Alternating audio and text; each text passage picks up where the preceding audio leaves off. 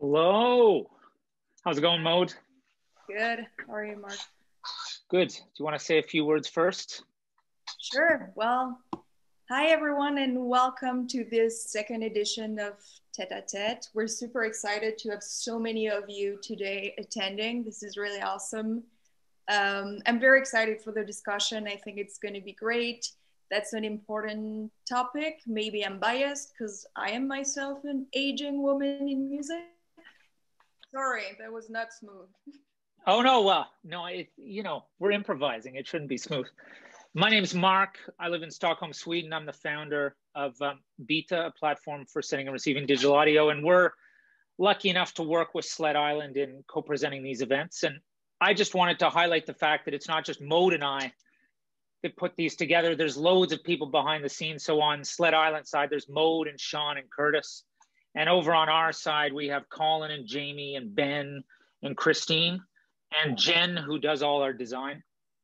And we actually, the way we come up with these ideas, we just sort of sit around and people come in with an idea and we sort of work at it a bit. And so when we announce and advertise these events, we have no idea how they're going to go or if people are going to be interested. And I, for one, have been quite heartened to, I've had quite a few messages from people saying, oh, I'm definitely coming to that. Both people who work in and around music and people who don't work in the music business. Maybe like Maude, maybe it's that I'm lucky to know so many women, female musicians, or that I'm just old. So, or maybe it's a combination of the two. But I'm not going to continue talking. I'm going to grab Amber. Amber, are you permitted to speak and to be seen yet? Amber is our moderator. There she is. How's it going? Hey there. Yeah. Good.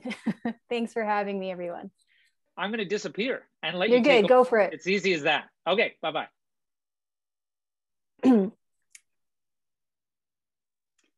All right. Hey, Anne. Hello. Hey, Gabrielle.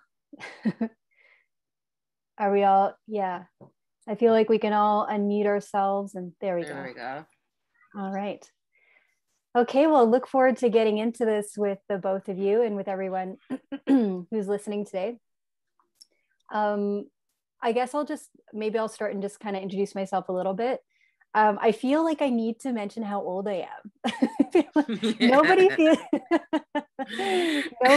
like, yeah, okay, we don't have to. Maybe that'll be a fun poll at the end. Maybe not at all, but I don't care. Yeah, no, I know. I'm getting to the point, but maybe that discomfort about sharing, I think it indicates that there's absolutely like ageism and like it's kind of information that we are not used to sharing as women in music. So anyway, my name is Amber Goodwyn. Here in Regina, Saskatchewan, Treaty 4, home of the Nishnapik, Nehewak, Nakota, Lakota, and Nakota peoples, as well as the hometown of the Métis Michif Nation. I'm originally from Montreal, and I've been playing in bands since I was a young teenager, and have worked in community radio in Montreal and Regina after that. And I'm currently the artistic director at the Regina Folk Festival and perform still as an artist in a solo project and a rock band. And I volunteer with Girls Rock Regina and as a mentor and other cool things. So maybe we can go around and just say a few words about ourselves, just to kind of introduce ourselves to the people who are paying attention. Gabrielle, would you like to go? Sure. Hey, yeah. I'm Gabrielle Rubaine. I've worn a lot of hats over the years, from being an artist, like a hip hop artist in my teenage years, to getting into management, doing street teams, PR, whatever I could in the business world of music. And then eventually I became a mom, got a little bit more serious about my life, came back into music, and really started diving into management again. And then I went into live events and ran an event, was part of an awesome team that ran an event called Big Ticket for 6 years. And just kind of started up my own festival from that. I've worked also on the administration side of the industry with Factor, and I've just done partnerships and things like that with places like Music Ontario. Now I'm at MMF as the Outreach Director, MMF Canada.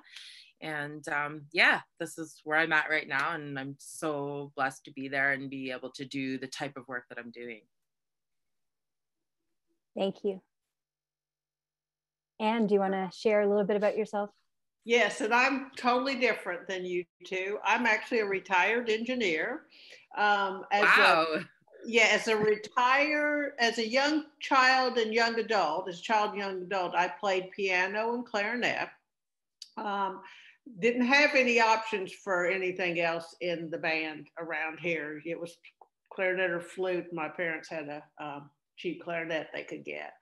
I actually had never played the drums until 3 years ago at a ladies' rock camp that one of my daughters gave me for Christmas. That was my Christmas present.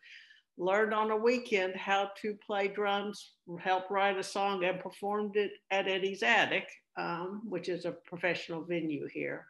And have practiced on my own for a couple of years. And then for Christmas this year, I got drum lessons and have been taking drum lessons online since January. And I can't do everything I want to do yet, but I can see I might be able to. So that's amazing. You took the words out of my mouth. How did you choose drums out of all the instruments available? So the daughter that got this is a drummer, and I have hauled her drums for many years around town. She and her sister had a band since 7th grade. And I was always a steering wheel drummer. I don't know if you all do that in Canada, but we bang on the steering wheel around here. And she decided I needed to do that. Okay. And so I said, it was the year I was going to turn 60. I was 59 at the time, but it was my 60th year. And I thought, okay, I'll do it. And I did, and had never played before, but could play enough to keep the beat and do a couple of little fills. So nice. That's pretty amazing start in music. Had you considered, did you want it? My question is, had you wanted to play music for a long time before that, before you reached out? I don't think I realized I did. I don't know, other than maybe playing with my children occasionally and at a ladies' rock camp, I will ever be a professional musician. I don't know about that. That's not really my thing. I have a lot of others things going on. But having watched my daughters do so much, they're both singer-songwriters. 2 of the 3 are singer-songwriters. And I was interested in all the stuff that goes on with that. Awesome. Gabrielle, you were mentioning that you were a professional musician, and now that you've moved away from that into management, how's your experience of being a manager different from when you were an artist?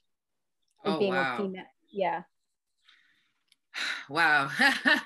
I think the decision to move was from artist to management, because I was the only female on a record label. And I mean, you could just imagine what that would have been like, when I was a teenager. So I feel like I made the decision to move into management because I wanted to have more control, more say. Especially around that time, there was a lot of video girls and things like that within hip hop. And I guess in all genres of music, there's always been video girls, right? And the pressure that women have to feel to kind of, play that persona. And that just wasn't me, and especially in the hip hop world, that was not me, the total opposite. So I just didn't, there was a lot of drama and a lot of bad stuff that happened. And I felt like it was like a power move. That sounds powerful, yeah. Yeah, and that's why I changed, because I wanted to have more power and control over my career. And then I realized I was much more suited to help other people as well, other women who wanted to be in the industry in a management side. So, yeah. Yeah. That does sound like a really interesting, huge transition. Maybe we can just dive into it a little bit here, just to talk about how your choices, both of you, maybe, and I'll share as well a little bit, how age has sort of influenced where you've gone with your music, or when you've decided to sort of engage with it, in where you're at now, kind of thing. So for Gabrielle, for example, did your age or anything else going on in your life influence sort of the trajectory of your career? Yes, absolutely. I think when I went into the management side, like emerging manager side, I still had my creative, like I'm still a highly creative person, right? But as I think a couple years went by and I was kind of stopping managing, and I was kind of dabbling of whether I wanted to, start rapping again. And I probably put it out there like, I'm getting back on the scene, but I just feel like I was in my 20s, like my mid 20s, I just had my son. So it just was very uncomfortable and difficult. I felt like it just felt like a weird space to be. Like, one, oh, get a grown-up job, you're a mother now, two, all of the girls who are rapping are like, it's the video girl look, and I felt maybe too old to be getting back into it, to be honest with you, and didn't really see, I can't even say that I didn't, I was going to say I didn't really see other women, but I definitely had women to look up to here in Canada, like Miss Shimi, who, is older than I am, and she's a profound rapper, a musician, singer, songwriter, rapper, writer, sorry. But yeah, it still was very an awkward place for me to be, because I looked at myself as like, oh, I've passed that age bracket where you should be a rapper. Now you look at how the world is, transcended, and now I'm like, damn, like I could still do this. But before, I didn't feel like that at all. So, Anne, could you share more about your experience with girls, with ladies rock camp, I should say? The other things? Sure. Yeah, and how, like, and what it was like, joining at this age. Yeah. So this was, like I said, I'm a retired engineer from a nuclear weapons facility, very male-dominated field. I mean, I would rarely be in a meeting with another female, and was a program manager, project manager, so was in all the areas of the plant. This was the first time I had ever really been in a completely non-male group. And it was very empowering. I was so nervous, having never played the drums. And everybody said, it's going to be fun. And I was like, how are we going to write a song? I don't know how to write a song. That's my girls' thing. I can't do that. But we wrote one and we performed it, and it was quite adequate. It's always amazing to me how wonderful they are. And it really gave me the courage to go out and do things after that. That was in 2018. You know what's been going on in America here. I got involved with canvassing, with political activities. And I kind of took the attitude, I have grandsons, so I'm really old. I felt like it was good for them to see grandma getting out and doing something outside her comfort zone. So that was the year I kind of tried to get out of my comfort zone on a lot of things. And it really gave me the courage. It was very empowering to be able to do that. Yeah, that is empowering. I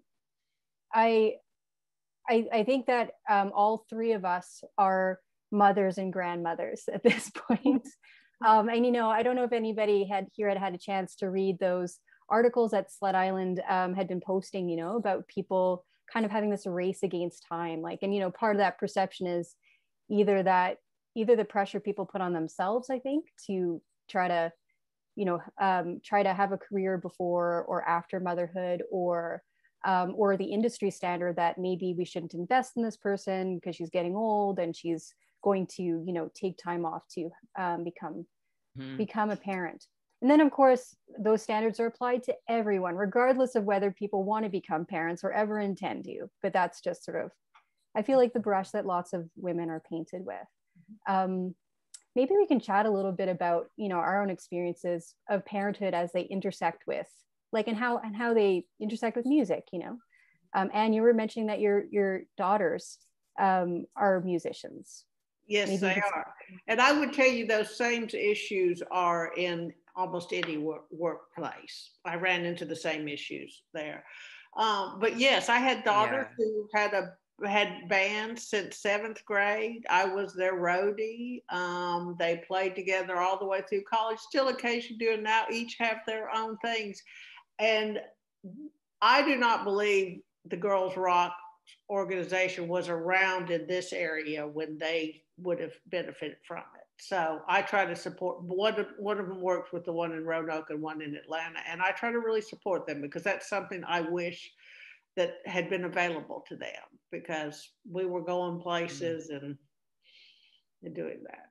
Now we have a little bit around here, you know, we have Dolly Parton, who is way older than me and who is kind of an icon around here.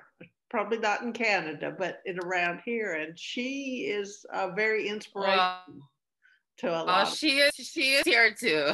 But she, you know, she took control of her business. I mean, flat out took it, and it's hers, and she runs it. So, Dolly Parton, I think, is also, yeah, I 100% echo Gabrielle. She's like also very popular here, and incredible. And she just interestingly, not enough, and I can't really speak to why, but I don't believe that that I think she chose not to have children. I think that was a choice of hers. Yeah. As well. And I'm not, and I don't want to make any assumptions, but perhaps it had something to do with her career and her aspirations and her own personal choices, of course. Maybe somebody in the chat or Gabrielle, if anyone else wanted to mention that. But Gabrielle, I'm also interested in hearing about your experiences with parenthood as well, in relation to the music stuff and you know, yeah. Well, I can say, you know, when I really had to pound the pavement, I had my first son, and there was a lot of nights where I wasn't with him, right? And I'm sure that's, you know, like that for a lot of people in the industry. Thankfully, I had my mom there, and she really supported my career. So with my second child, though, it just almost seemed impossible. I thought I would never get back into like working at all, because I had my second child in my 30s and was finally starting to get somewhere with my career. I was actually working at Factor at the time, and I gave up that contract position because I was having my child, and I really just like had worked so hard to get to a place where I could work at somewhere like Factor, and I was kind of devastated. I was devastated. Thankfully, I had my International Women's Day event that I run, which is an annual event on around March 8th. This will be my 7th year doing it for 2021 or 2022. And that's what kept me going, was my small personal projects, I think. Am I frozen again? We can hear you. Your image is frozen, but I'm sure it'll catch up. Yeah. If you want, you're back. You're back both ways. Yeah. Yeah. So what kept me going after having my second baby was having my own personal projects and passion projects to believe in and believe in myself. And through that, I landed at MMF. My son's now 3 years old. So it was, yeah, parenting, motherhood, and being in this industry is like probably like a lot of industries where you feel like you're never going to get back into it. But at the same time, I feel like because we're in the music world, we can have a lot more space to be entrepreneurs. And I mean, for many people who are artists, that's what you are, is you're an entrepreneur, really, even if you're signed to a label. So I think having that added creativity is what like saved me and kept me going, you know? Yes. Yeah. Yeah, it's a weird time pressure. I think another thing that kind of came up in all the articles I was kind of reviewing was that there's a sense of a deadline, you know what I mean? Like, or like you have to do certain things by a certain time. But some of my experiences shared with you, Gabrielle, in that when I had my daughter, I just felt like I give no more F's anymore. For some reason, I was just like, I'm on the other side of that. And I'm still who I am, completely transformed in some ways, of course. But like, I just felt like any sort of remaining shred of like, for some reason, for me, it worked out to like, it removed some barriers artistically, just in terms of confidence, which is nice. But I know for a long time, I'd had concerns about whether I would have any room in my life for artistic practice at all. And how could I do that and then also be dedicated to the well-being of another person? And it turns out you find a way. You know? Yes, absolutely. And I feel like I want to mention that to anybody who's like listening today, who's like who's considering parenthood, not saying like you need to become a parent or anything, but I know that that's a fear for a lot of young female musicians who are considering like how to plan their life. Yeah, I want to bring up Britney Spears, because that poor girl, like she had her babies and everybody totally came down on her, and now we fast forward like whatever 10 however many years, and now all of a sudden it's cool to be a mom and be an artist, you know, and that really pisses me off. And I don't know, I just wanted to say that, like, based on what you were saying, because it's like I was listening to a panel a little while back of somebody who I highly respect, and they work on the business side of the music industry, and they were saying basically, you know, that you do have to put your personal life on hold, and you know, and you know, not having children. And I just was cringing, because I'm like, so what now? We're not supposed to learn, not supposed to have support as we tackle motherhood, you know? Like, can we get rid of the you have to, you can't have children if you want to be, you know, an executive or be an entrepreneur? Like, that's old news now, right? And like, look what they did to Britney Spears. I feel so bad for her. And it honestly, like, that is a perfect example. And she was so young too, right? And so it's like, when are you supposed to have your children? Like, I think it's every woman's decision of when she has her children. And I think that if you decide to have your children while you're, you know, in your, I don't know, younger, in your 20s or teens or 30s or whatever, it shouldn't have an impact on your career. And conversations like this is what help normalize that, right? I was speaking, fast forward, I was at a Music Ontario event, and I met this couple, and they're a music couple, and I had my baby with me actually at the Music Ontario Christmas party. And I was speaking to this couple, and I was like, listen, you can do it. Like, it's kind of hard, but it's kind of fun. Like, my kids, my partner's also in music. My kids grown up like bright lights, entertainment, you know, the concerts, all of that, right? So it's also can be fun if this is your passion.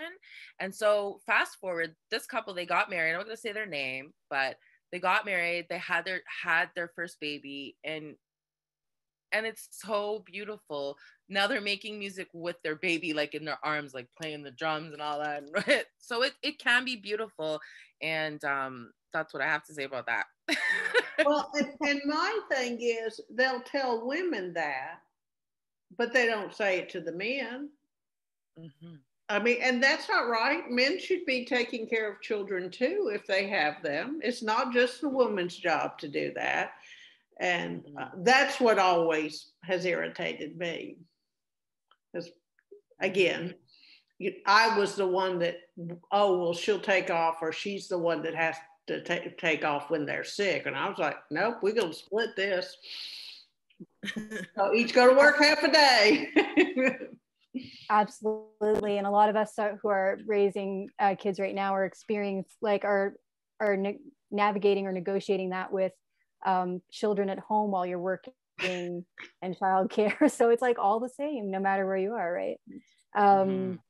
Yeah, no, I was going to say, this also, I mean, when I first kind of broached the subject, it was about timing and this idea of whether it would interrupt, like whether you could time it with your life. But another piece of this is like kind of what was being referred to with like Britney Spears, for example, is like, I mean, not that this is a conversation about children, but just like, just on that particular subject, it also interrupts what you're supposed to be in music culture, like as a product. You're supposed to be like, Yes. you're supposed to be desirable, young, like available sexually, like to whomever, sort of thing. And so there's that element too, where the parenthood kind of interrupts that narrative. And it's like, so I just thought that would be, I just wanted to throw that in there. That's I think so true. That's so true. So yeah, I wanted to ask a couple of questions here. So when did you first become, so, we're talking about some of the drawbacks of being older, but what is some of like your experience as humans, as workers, as musicians? Maybe we could talk about some of the privileges or positive things about getting older in the industry. You know what I mean? Like what are the things, what has it lent you? Yeah. Like, yeah. And would you like to talk? Sure, I'll go first because I'm probably the oldest. Well, for me, I'm retired and have been for 7 years now. So it allows me the flexibility. I went and practiced before we did this. Right on. Still can't do my fingers with my left hand, but I will eventually. But it allows me the freedom to think outside of that job I had for 33 years, and to do something different, to learn to get back to music, to learn to play the drums. And to me, that's a privilege because I have a good retirement, I have a place to live, so I have a freedom to do So the only other commitments I have are some volunteer work. So I can set my schedule and do the things I want to do, which I think is a privilege.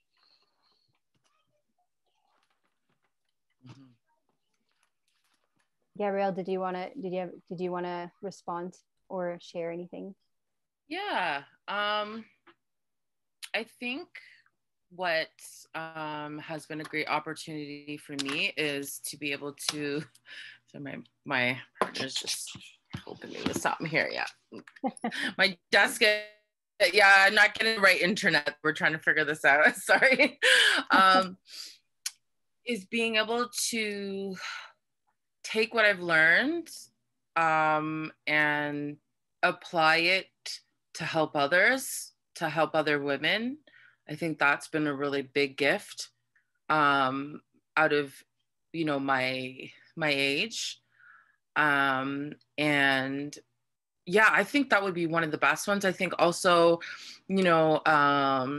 being a Black woman and having been in the industry for this long and being the age that I am, I'm now able to be in a position where I can help, where I not only understand my community, but I have the maturity and the experience to come up with ideas, come up with programs, connect people in the community, like who I represent, with professionals who I've met along the way.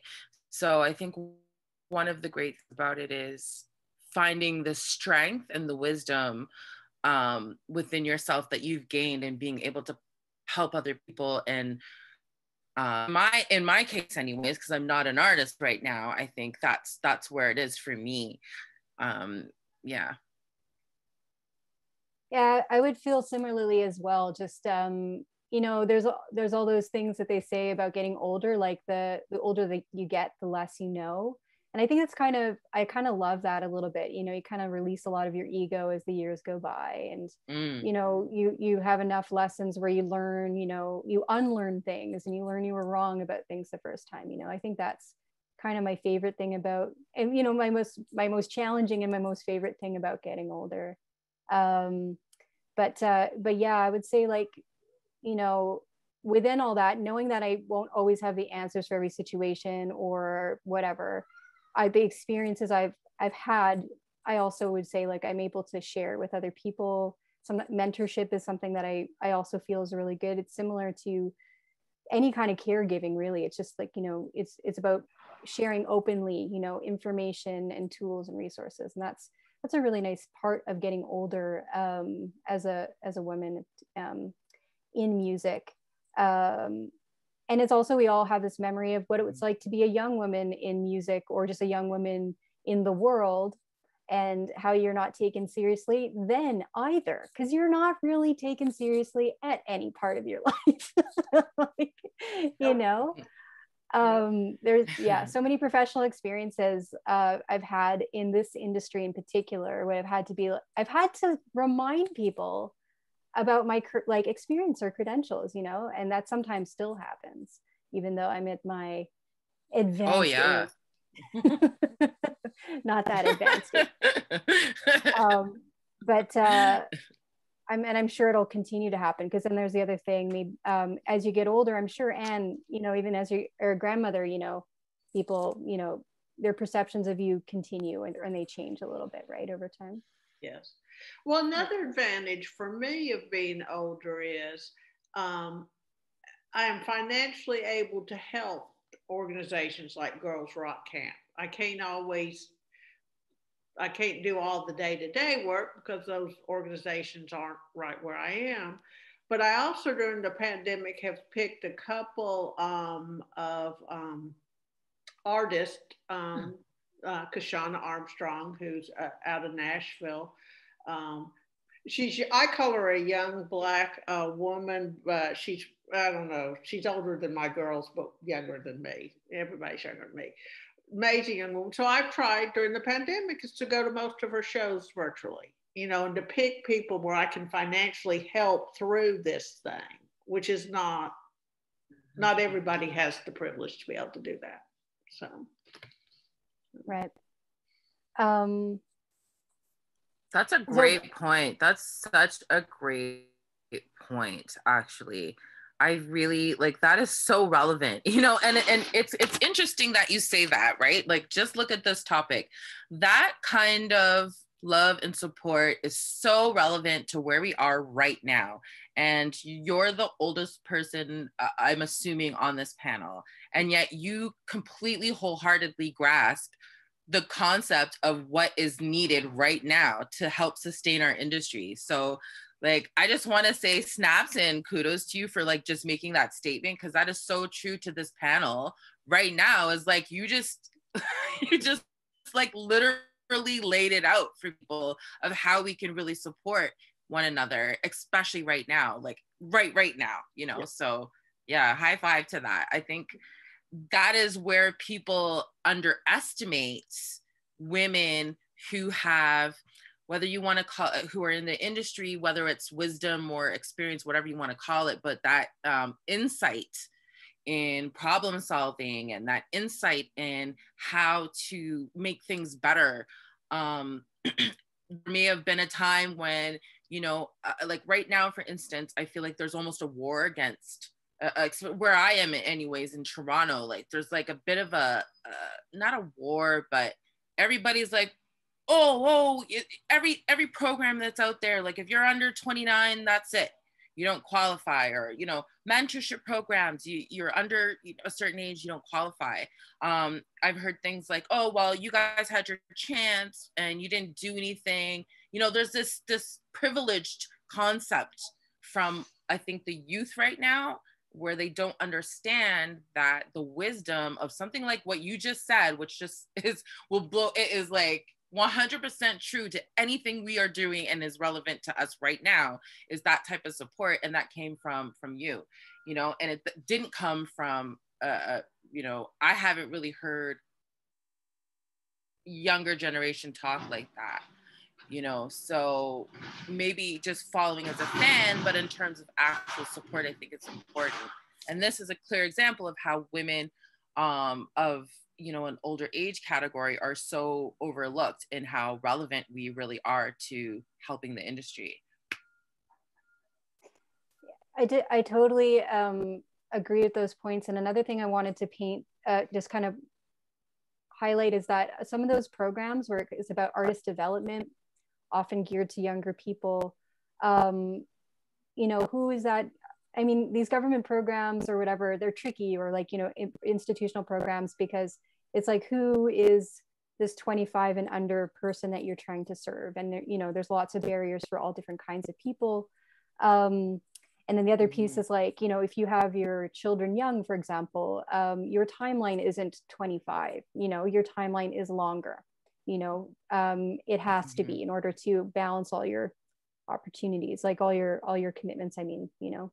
So that's a really interesting point as well. But yeah, we've got lots to offer, obviously.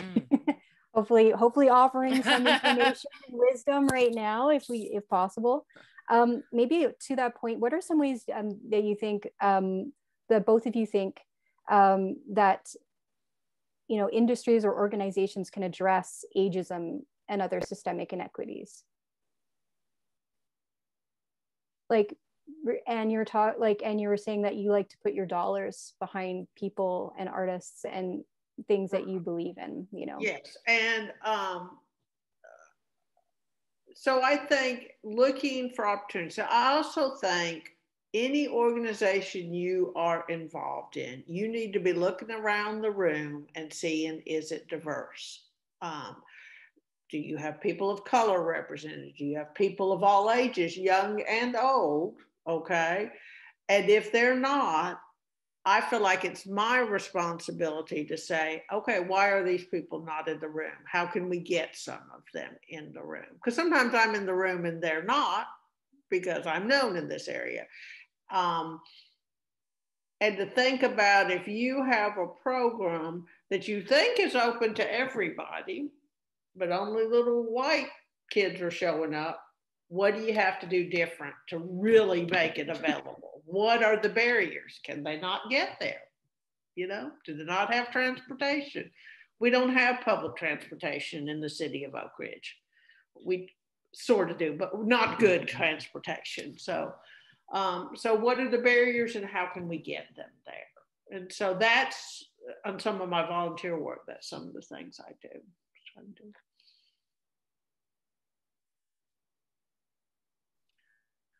Wow. Well, I would definitely say taking a look at the age constrictions and realizing that, I mean, sure, maybe there's different levels or how you want to build out a program, but really looking at that and not turning away from somebody who is in need of support just because of their age. I think that's really key. Like, if you need help with something or you need information somewhere, like, you should, in this music industry, like, you should be able to access information and support despite your age. Now, there's other things that may come into play here, you know, I don't know, you know, like what level you're at and what kind of funding you have access to and all those other things, but we're not talking about that. Right? So I'm being very specific to, if you need help or support or information, you should have access to it, period. Right? Like, and I think that just goes, for me, I've always been about that. So that's what I believe would definitely be one of those things, that age would not be a constriction to access to information. But I also feel like just having more of these conversations, right? Involving more of a diverse crowd when it even comes to the age, right? I think diversity in age is important, period. Like, because I feel like there's this like tug and pull, like, oh, well, you're too old, so you can't be part of this crew or this program or this network of people, and you're too young, so, you know. And then we've got, you know, the old white man's club, sorry to say, but that are not open to any diversity. And I think that's something that we're all trying to fight against. Anybody, whatever gender you are, or whatever ethnicity you are, we're all trying to fight those things. So I think we're kind of moving into a space and time where these conversations are more relevant. People want to listen to them more. Like, look, we've got 73 people here, so I think people are more open to this kind of idea. Absolutely. And I'm seeing a lot of like my peers in music, who are getting older and they don't intend to stop playing music, so I think, just thinking about, artist booking and all these sorts of things, like, looking for who's being represented once again, and all that, and making sure that those artists, even though they're older, including them as well. Because it's such a, also, it's like a youth culture in music, not only specific to women. It's just like youth culture in general, constant worship of youth, this sort of like this idea of young genius, and all these sorts of things. But artistry is like a lifelong pursuit, I find, anyway.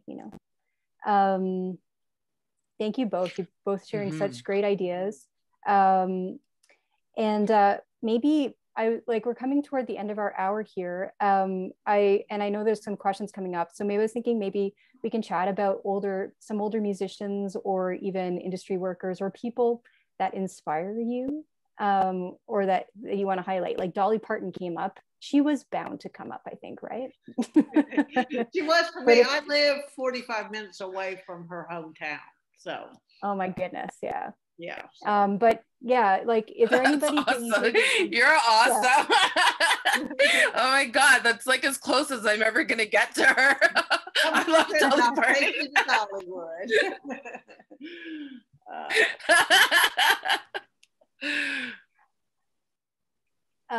Sorry. I don't know if awesome. It's great. We've got some questions coming in. So if you wanted to respond to that, like anybody you think of, maybe like like somebody for you to look up to, feel free to throw it in there. And I've also got some other questions.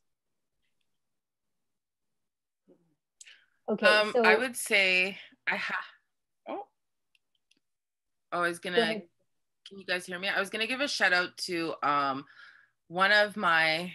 two of my favorite people are Michie Mee, and Michie Mee is a Canadian icon in the hip hop world, and Allison Outhit, who basically gave me a chance to work at Factor, and she's been in the industry for so long, and I really look up to her. And I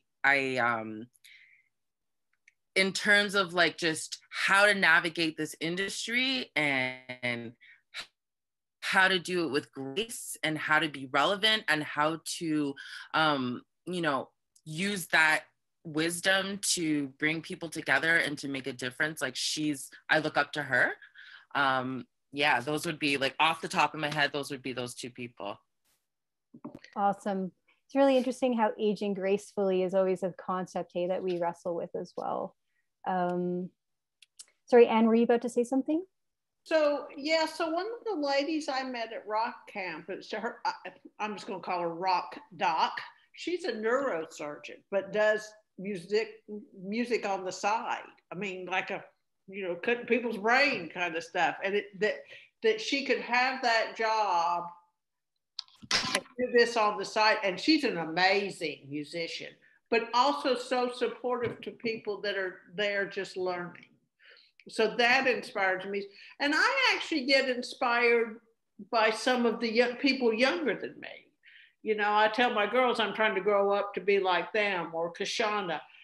The work she's doing, the songs she's writing inspire me to be a better person. So I don't think it always has to be somebody older you're looking up to. It can be somebody younger. That's super valuable. Thank you to you both. Okay, I'm going to ask, there's some listener viewer questions now, so I'm going to throw them out to us, okay? So question 1, if you met an older woman, older than 45 for argument's sake, who wanted to start a career in music these days, how likely would it be that she would find a manager for her career? And what would she have to do to convince a manager that she was worth the time and effort? Gabrielle, do you feel like you're comfortable to respond to this, perhaps? I think Gabrielle's frozen there. Yes, too. So I'm gonna ask a question. Do you have to have a manager anymore? Can you not, with technology, my girls write, record, produce, and put out there by themselves. You need to find somebody that has technology that can help you if you're older than that, but that can all be learned. That's I would agree with that.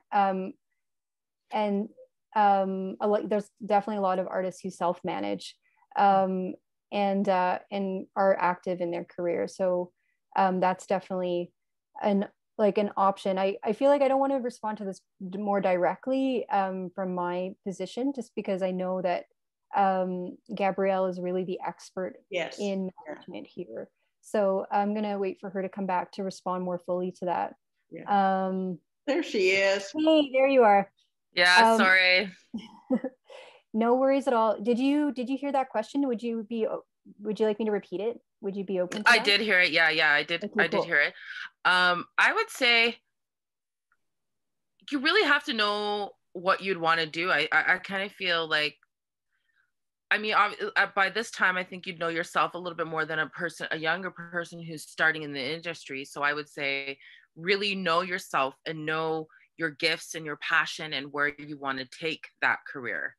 On the administrative side, I mean, that's kind of a little bit more almost easier, I would say, just because, a resume is needed and, you can, gear your resume towards, your what needs to be done versus your past experiences. Whereas in creatively, you have to build an audience, you have to do so many other tasks. So I feel like if you're going to be a creative on that side, then you really have to know yourself as an artist. And I would assume maybe you've already kind of been doing that work in some kind of capacity. Otherwise, I don't know, like what's it going to take are the usual things that you need. But I would say you'd really have to be very focused on who you are and your artistry. I would follow up with that sometimes as an artist, I've done a lot of stuff on my own, but sometimes as I work and I manage also parenting and stuff like that, sometimes I don't want to do all that work anymore myself. I want to be able to focus the best parts of me in the parts that are really actually what I should be responsible for. So it's a nice kind of understanding what you can maybe delegate or collaborate with elsewhere, Okay, I've got a few more questions. That's actually a really great point. Mm-hmm. Thank you. Yeah. What is another question? What is the best way to encourage my little sister, niece, neighbor to rock? Anne, do you want to take that one? Give them instruments, start them in piano young, and then buy them a guitar for $100 for their birthday at some point in 7th grade, and they'll go at. I also think going to the girls rock camp or whatever we renamed them, I think that is an experience that is so good for the kids to really inspire them. I can't believe this. And to find people. My girls played at our church, their little blunt force trauma rock band, and that congregation was so supportive of them. At the time, they were a whole lot better than a lot of people, but they were 7th graders. So let's, that's when they started there. So find places for them to play for friends or, encourage them. Absolutely, I would agree. Seeing yourself represented on stages and in any aspect of life that you're interested in is so important, in order to imagine yourself being there as well. I've got some more questions here. Britney Spears came up in the questions. This is a really cynical thought. Okay, this is the question comment. This is a really cynical thought, but is the music industry less interested in older musicians, both men and women, because they're not as easy to exploit or use sex to sell their talent? Yeah, I would say I'd yes. say. That's an easy one. Yeah. No, it's not easy, but yeah. Yeah, I think and it goes back to, I think, wisdom and self-awareness. Yeah. Mm-hmm. Go ahead. Oh, I was just saying it goes back to self-awareness and wisdom and what you learn as you grow, and even trials and tribulations, and being able to call somebody's bull, I feel is part of getting older, right? Mm-hmm. Similar to that, there's another question, following up with your point there, is if or when you come across ageism in various music and industry programs, how should we go about calling it out or enacting change to them? That's a wonderful question. I feel like it depends on who's asking the question, whether it's a association or a actual like just a person, right? But I think in the fact that people over a certain age still need support, still need access to information. Did I cut out? A little bit, but you're back. I think you're back. Maybe. There you are. Yeah. We got what you said, though. Oh my gosh, I'm so sorry, everyone. I was just good. Yeah. So maybe like there have been in like professional situations where somebody I'm working with has written someone off because they were older, or just made like, I think most people think it's harmless, just saying like, yeah. And I don't want to bring up any particular example, but generally, like in that moment, I find it's important to mention that right away, just to say like, just don't write that person off, or what do you mean by that? Or if it's a friend situation and that's happened, mm-hmm. just being right away saying like, mm-hmm. so-and-so, that's super ageist, but also, when there's opportunities to give feedback to organizations or venues or promoters, just, to share the artists of any particular age that you'd like to be seeing on the stage with them, and to say that I would like to, I would say just communicating through the channels that exist, what you expect from programs that are, or venues that are looking to engage you.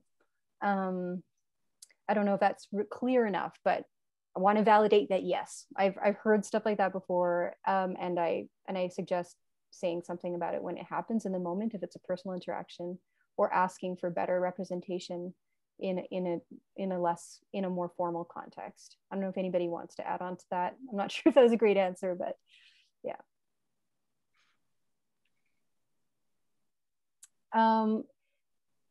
Okay. Are there any thoughts that either of you would like? We're coming up to the end here. Would you like to offer any thoughts or reflections that haven't been covered today, or that you'd like to leave people with? Any last thoughts? I want to follow up a little bit on your last thought. I think it's real important as women that we look around and see who we can help. And when I was growing up, you would have a lead female singer and everybody else would be male in the band. I think there are women musicians in every instrument you want out there that are really fabulous. And I think if you're the head of the band, or you're booking, or whatever your role is in the industry, is to be looking for those people, young or old, to pull along, because it doesn't matter what age, they'll tend to say, oh, that's a girl, she can't play the drums. And that's not true. And so I think just looking and helping the people behind you or ahead of you on all sides to be bringing those people along and to give them an opportunity. Wow, I totally 100% agree with that. I'd say my last closing remarks would be ageism, I think, is unnecessary. And I feel like we should, if we're looking to, build our communities more, then we should be able to work and respect everybody at their different age level, because somebody's learning level and their age level could intersect at any point. And so it's kind of silly to say, oh, well, you're too old, or you're this, or you're that. I think those days are over now. And we're moving into a different time of, a diverse music industry. And I think diversity goes beyond what ethnicity you are. And I also feel like, we do have to understand that some of the people from the, older generations were not so easy to do mentorship and to work with younger people. And so we really have to work on ourselves as a community to mend those bridges. And then I think we'll have a much more cohesive, working relationship in terms of ageism, right? That's what sorry, go ahead. Oh, I was just going to say, like, it's always nice when there's practical supports for things like that as well. When you're an artist and playing at a festival, when there's childcare, or it's, as a music professional who also has like home family responsibilities and a creative practice, to carve out time to also, do mentorship in a more focused way, for example. It's to be able to build that into your one aspect of your life, you know what I mean, in a practical way, and having either childcare or professional time to do that, just and to ask for that, from whatever bodies, or realities kind of exist in a particular sphere. Does that make sense? Just like, yeah, to be able to bring people along. Mm-hmm. You need to have the tools and the capacity to do that sometimes, and not everyone has the same set of tools and capacity. So that's what this makes me think of. And I say that also, one of the ways that I can continue to exist professionally, creatively, and, personally, is having much more clear boundaries. So for me, it's about, how do I make time for things, and how do I do things in a meaningful way that doesn't feel rushed to, Mm-hmm. Oh gosh, absolutely. I'm right there with you, sister. Like right there. Yeah, for sure.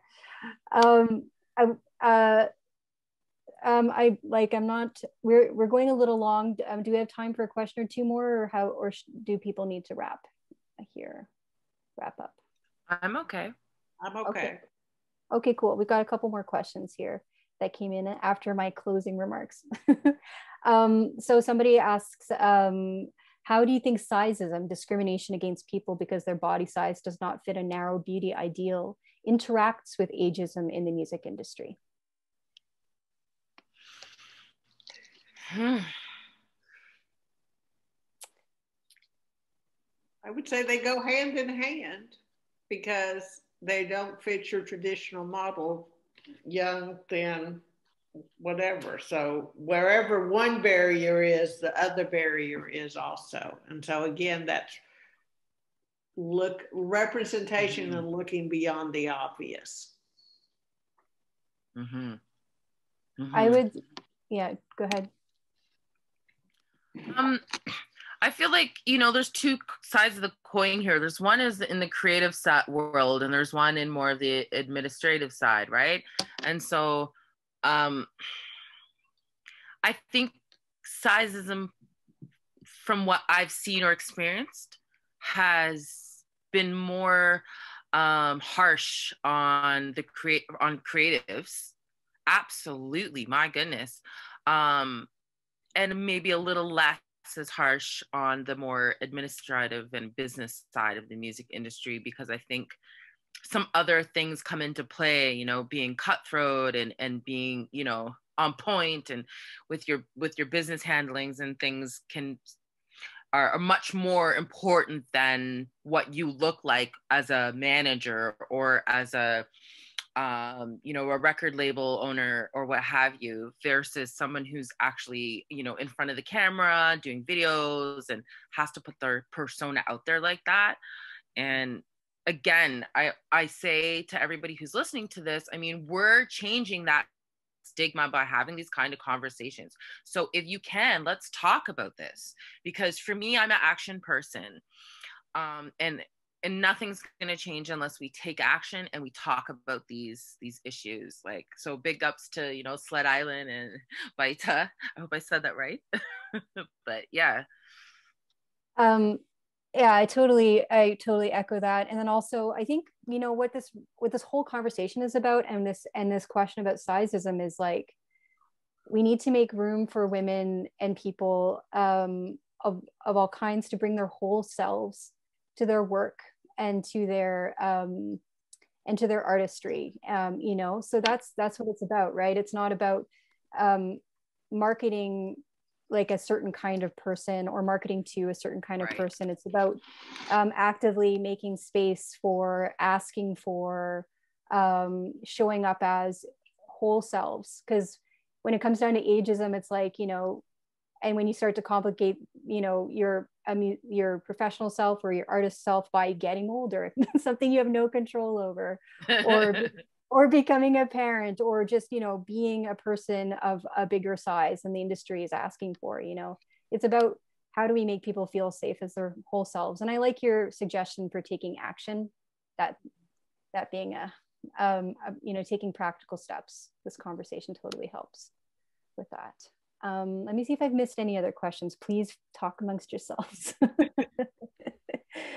Okay, here. And maybe this could be our final question. For any women out there who are looking to break into music, whether it's an artist or a producer or a publicist, do you have any advice? Absolutely. Know your contracts, however they pertain to you in your sector. Know your main contracts. If you're breaking into the industry, you don't need a lawyer right away, but you do need to know the ins and outs. So know your shit. That's what I would say. And because that way you're able to call people's bluffs, you're able to navigate, you know, somebody who's trying to use you versus what you really deserve and what's industry standard. That would be the easiest one. I have a few of them, but that's for another conversation. And I don't have anything on that. I think that's really great feedback. I also think building community wherever you can, like, you know, Anne, you were saying, you know, showing up to events, going to see people. So, you know, you're talking about artist, producer, publicist. It's nice to connect with people in the ways that make sense to you. It doesn't mean you need to join TikTok, or maybe you do have to join TikTok. I don't know. I'm holding out. I don't know. Need another reason to be on a screen, but you know, building those contacts so that you can ask questions and, you know, organize together to make change and to learn from one another. And that's not always easy, you know, especially if you have barriers to reaching out to people, or if you have barriers, you don't feel like you can step up. But, you know, just, I like, what's worked really well for me is just to ask questions, keep asking questions.